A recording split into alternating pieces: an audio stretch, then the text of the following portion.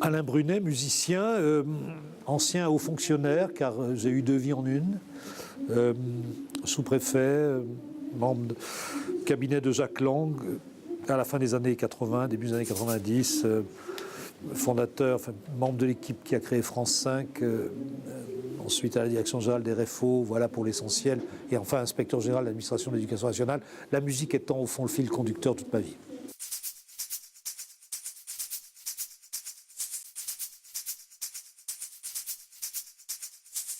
Je pense que oui. Je pense que oui, parce que elle s'exprime, je dirais, hors de... En tout cas, on peut en jouer n'importe où. Par exemple, je songeais sérieusement à aller jouer dans le métro. Il y a des musiciens extraordinaires dans le métro. Je fais partie de ceux qui ont fait la Manche quand ils étaient étudiants. Je me sentais très très libre, même si on ne gagnait rien. Mais on gagnait toujours un peu d'argent. Je crois que la musique rend libre parce que c'est un langage qui est, comment dire, qui est bien reçu par la majorité des gens, quelles que soient les sociétés dans lesquelles on se trouve.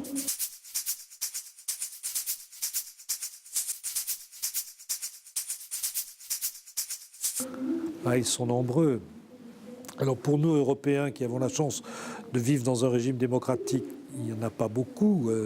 Il y en a, pas beaucoup. Il y en a beaucoup dans des sociétés théocratiques et dans des sociétés qui malheureusement sont victimes de la guerre ou qui sont aux prises avec des régimes dictatoriaux.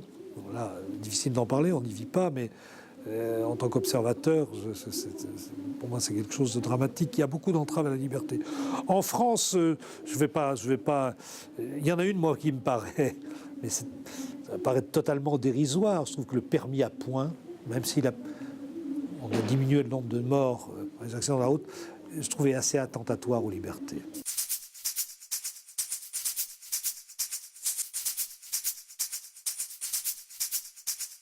Elle est bien évidemment,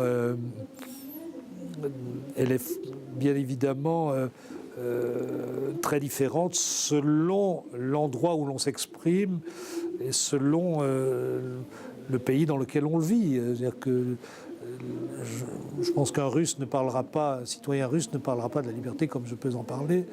Un citoyen qui vit en Irak ou en Syrie, idem. En revanche, qu'un Américain ou un Australien, on parlera en des termes assez proches, parce que nous sommes dans des régimes démocratiques où, au fond, les espaces de liberté dominent, enfin, sont plus importants que les espaces privatifs de liberté, me semble-t-il. Mais l'Internet, le numérique, fait peser sur les libertés, me semble-t-il, de réelles menaces, surtout si l'on est confronté à des lois qui... qui prennent en compte non pas les faits, mais les dires.